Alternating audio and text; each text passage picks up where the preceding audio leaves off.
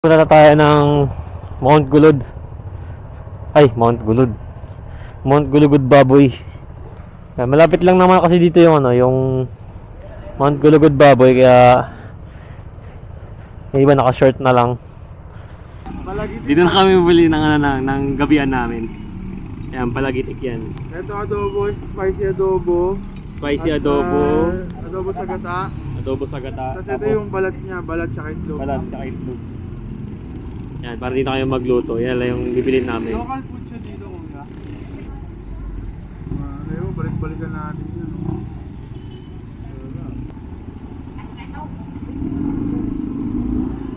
Bakit ka muna? So, ayun guys, nagkompleto muna kami ng gamit dito.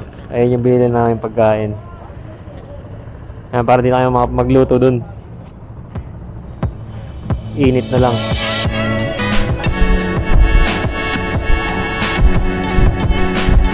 Makampas yung alon eh. Hey, ganda.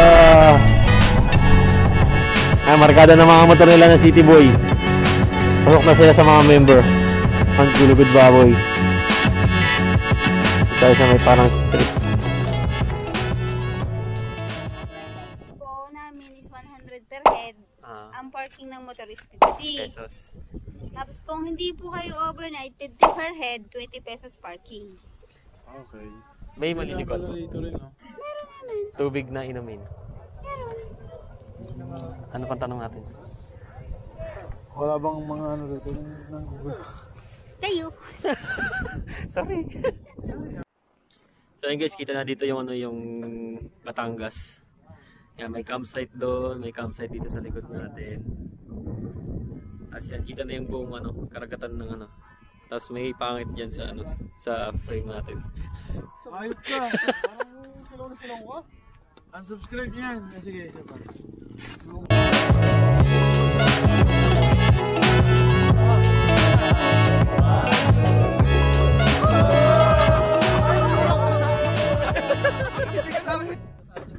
Tabi-tabi po. Magtabi-tabi daw tayo dito. Bilang respeto sa mga di natin nakikita.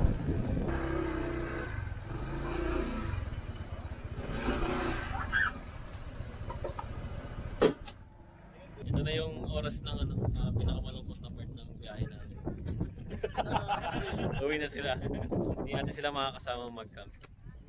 Ay, ingat kayo Ingat kayo. Sama sa sunod. Peace out.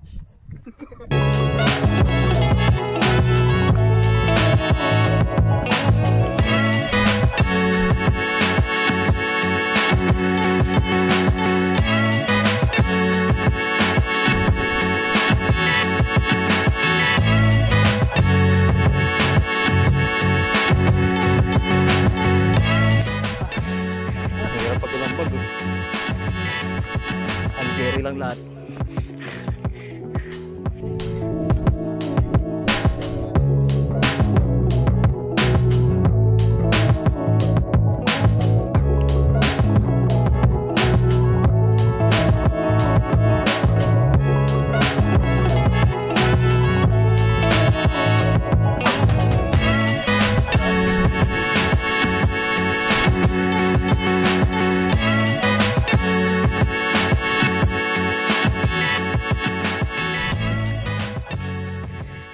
Dito tayo sa may Mount Gulugud Baboy.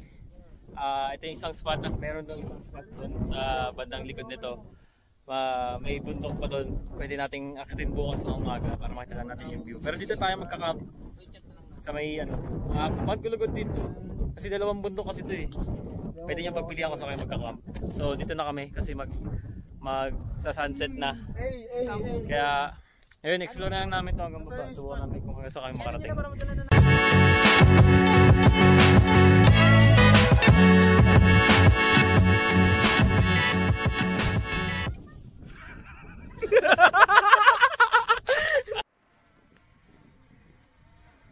Mashili.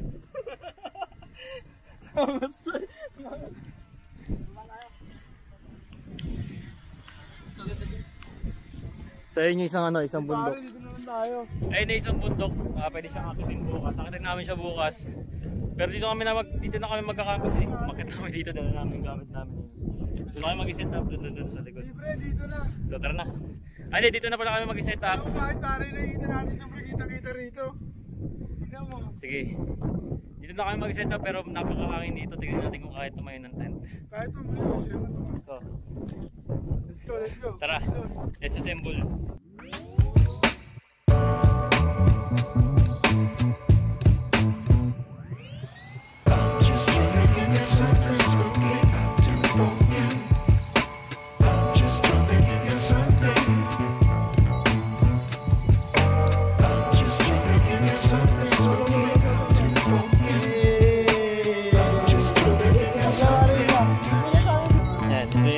Tent nila Yusel. Yan yung dati kong tent. Ano to, mga siguro 10 years sa akin tong tent na to. Ito kay Jason yan. Yan tanya. Kung tali-tali mo to. Tulad nito, patuloy mo to. Ayaw niyo. Tapos mo to kasama yan. Ito, tapos ayan lang mo yun, di ba?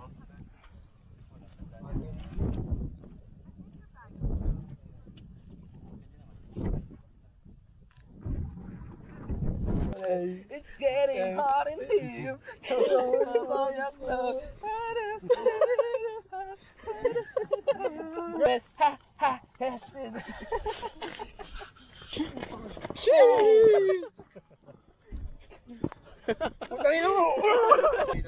Ayun, bago tayo abutan ng dilim, kailangan mapagluto na tayo. Weatherproof tent. Ayan. Tingnan mo. Dagat. Kami lang dito yung mag-ano. Nagkatol! Shoutout ka muna. Eh!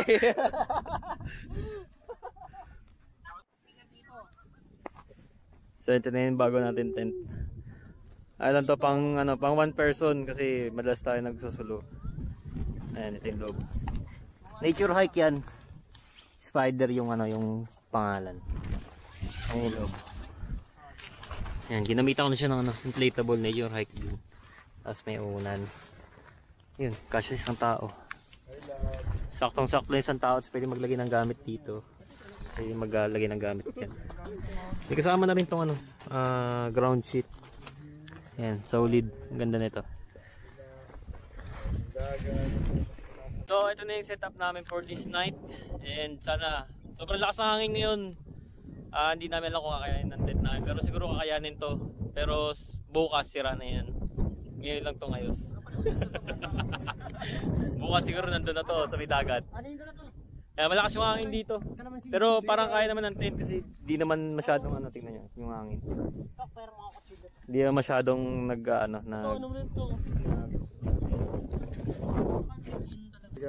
Tapos meron kaming baong ginto kasi mayaman kami dito. Yan, subok tayo ng ginto. Ngayon pala matatry tong ginto to. Tingnan natin kung ginto talaga. Ano to? Ginto. Dalawang gin kasi ginto. Hintayin lang namin maggabi yung yung araw. Unti-unti na siyang bumababa. Yan, pero bago bumaba yung araw, sinigurado namin settle na kami dito sa tent namin para hindi na kayo mahirapan sa gabi. Ayan. Kung try nyo rin dito, may CR sa baba. Pero kung sanay naman kayo sa ganitong ganitong setup, yan, wala ko naman yung pwede nyong iiyan. Kung kaya nyong magdumumi dyan, pwede naman. Ayan, tabunan nyo na lang para hindi bumaho. Ayan, agad yung view natin. Tapos yun, Batangas. Hindi ko lang kung ano parte ng Batangas yun, basta may ano daw to yung port of talaga. Ayun yun, port of talaga. Port of Batangas? Port of talaga. Ay, Port of talaga? Natin Bundok dito, dagat, tapos island. Tapos ito yung isa pang bundok na akatin natin para bukas. I-enjoy namin tong moment na to. Napakaganda talaga ng view, promise. Sobrang ganda. Ayan, konti lang yung lakad na ginawa namin. Mga lang yun, mga 5 minutes lang yun. Sobrang lapit lang talaga ng nilakad natin. City boy. Ayan. Boy, isang shot muna, pampainit. Ginto. Hey, pampainit.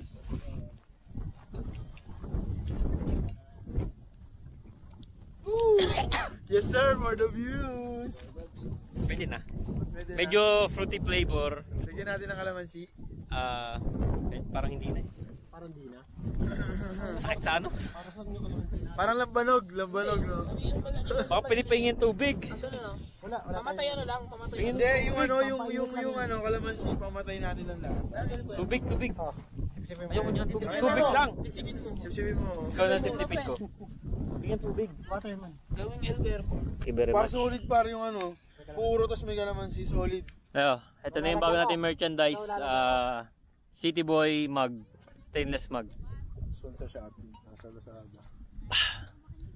Makabili ba kami Shopee? Tubig lang pero mas sumasarap yung tubig, nagiging mineral water. Lalagyan ko man. Mangarap ba legit eh. Sumat ka rin. Sarap. Yung kanin namin. May kalamansi, di ba? Ayan. Kanin namin. Let's move. Ganun mo lang yun, oh. Pre, unstable yung network dito. Ikaw talaga nasa bundok ka eh. Hindi kasi sa amin ko sa Alaska. Sky is clear. So, sana maka-champo tayo ng maraming shooting star. Every minute merong shooting star. Yan, napapansin lang natin siya dito kasi wala tayong masyadong ginagawa dito. So yun, tingnan natin kung magkakaroon ng mga shooting star dito. Medyo hindi naman masyadong maulap. Ayun, sana swertin tayo sa mga shooting star. Pero hindi ko naman video na yun kasi madilim na to, hindi na kaya itong camera. Hindi na natin makukuhanan yung mga shooting star. Pero hindi naman ganun ka once in a lifetime yung shooting star.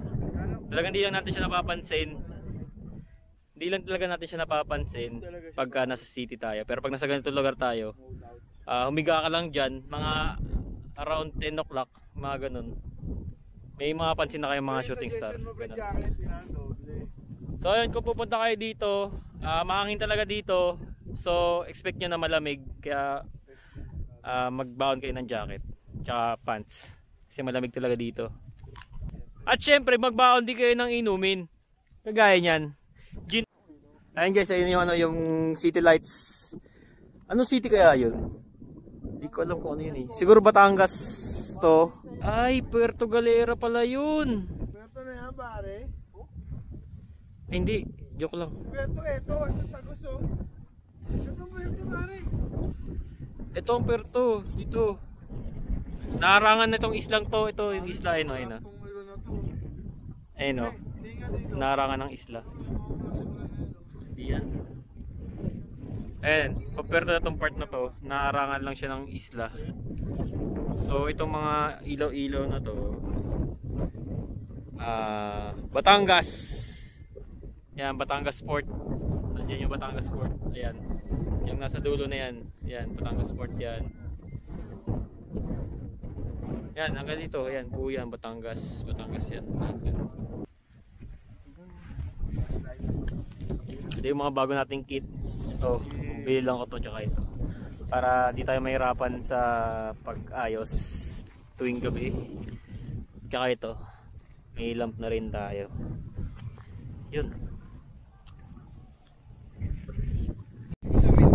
So yun, time check 6 PM. Ayan. Kaya pa namin yung yung hangin dito sa taas ng Mount Kulugod Baboy. Ayan. Kung magkukwentuhan kayo, yung yung saktong boses lang. Wag lang kayo masyadong mag-make ng ng unnecessary noise. Pag mag-music kayo, yung sakto lang, kayo lang din makakarinig. Yan, para hindi tayo kasi sagabal na tayo sa lugar eh. Para hindi tayo makasagabal sa lugar bilang paggalang natin sa lugar. At syempre yung mga kalat natin, wag natin iiwan. Yan, number 1 rule yan ng mga nagka-camping. Leave nothing but footprints lang. Yan, bago kami umalis, i-make sure namin na walang matitirang dito, kalat. Lahat iuwi namin. Yan, para respeto na rin sa lugar. And good practice na rin yan kahit sa bahay. Kahit saan ka, good practice yun. So, ayun. Big salute sa mga overnight stay, nagka-camping na hindi pabaya sa lugar. At the same time, nakita sila ng kalat. Sila lang mismo nagkukusa. Kukuha nila. Which is nakakahiya, di naman nila kalat yun. Pero sila na mismo yung kumukuha. Kaya dapat lagi natin isipin kung ano yung mga nagagawa natin. Lalo na kung masiyahan lang naman na pansarili, makapag-stay, makapag-unwind, pero nasira natin yung nature. Yung pinakatatandaan natin, maging malinis sa lugar kahit saan tayo magpunta. Kahit sa bahay pa ng kahit sino yan. Ayun yung pinaka the best na practice na magagawa natin sa buhay natin. No?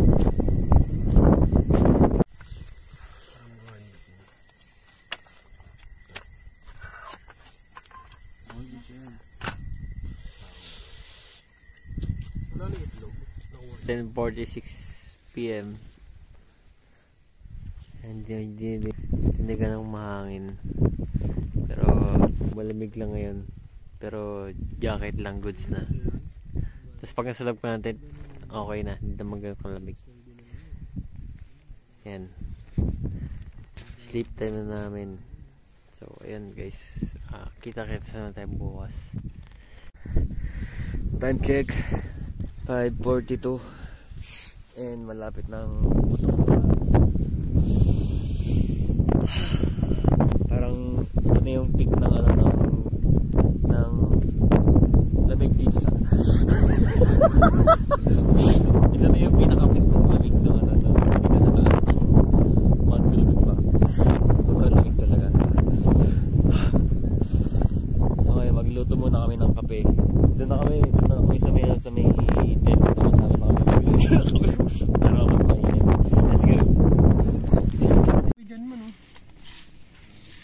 Basa ko pa na, nandun pa. Walang tayo po. Init ako. Hindi tayo namatay. Di ba? Mainit na. So yun guys, magbubrew lang tayo ng kape dito. Para life hacks na rin ito, para minute na yung yung pakiramdam namin. Kasi sobrang lamig talaga dito.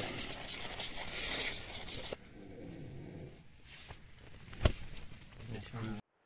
Para pagluto ka ng Richard Palawan. Magaling ka na. Sobra. Si Pahumutin!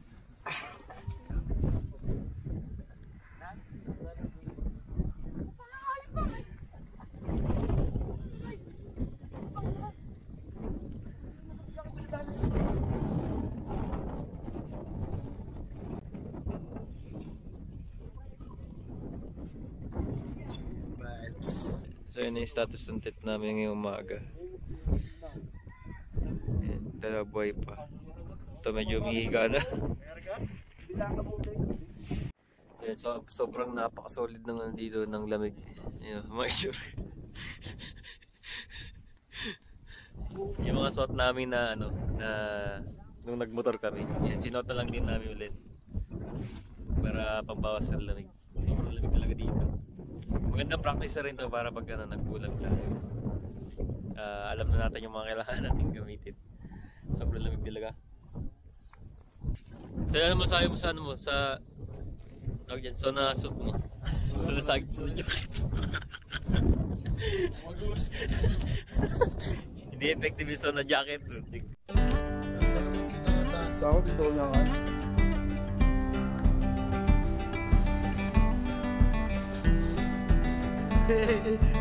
Pagkarutan daw.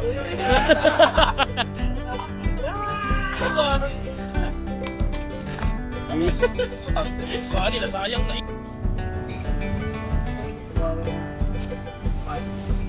Yan. Kanin okay lang yan.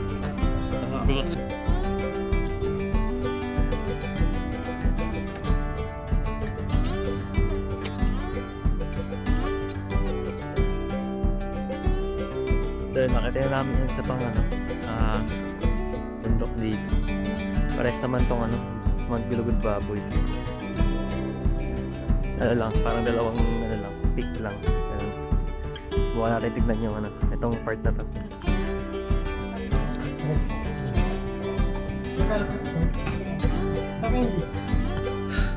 So doon tayo nag-camp. So ito yung kabilang bundok. Ganda naman pala dito. Para mas maganda mag-camp dito. Ayan. Ito na yung peak.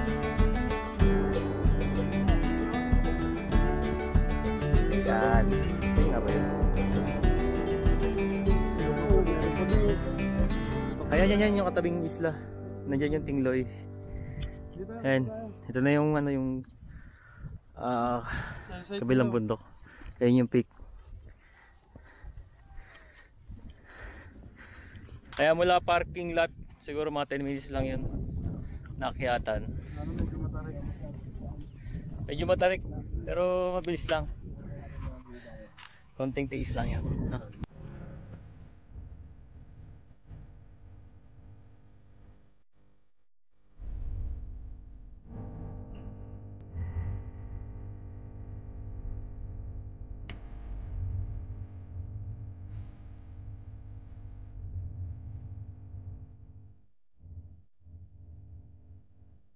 Doon.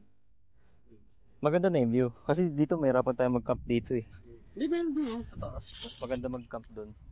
Kasi ang camp nito yung ano yung kanina doon sa baba, yung may ano yung mga talahib ng mga puro talahib lang. Ito dito. Pero maganda yung view dito. Mas maganda ang view dito. Kita yung ano yung buong Tingloy. Batangas daw to eh. Tingloy, Sombrero Island. Ayun ano Yan, makulot. Tingloy. Tapos ayun, yung Verde Island. Tapos kita rin dito yung Mount Makulot. Ayan. Ito nga yung 360 view na sinasabi nila. Kasi kita nyo yung buong ikot ng ano, Batangas. Solid.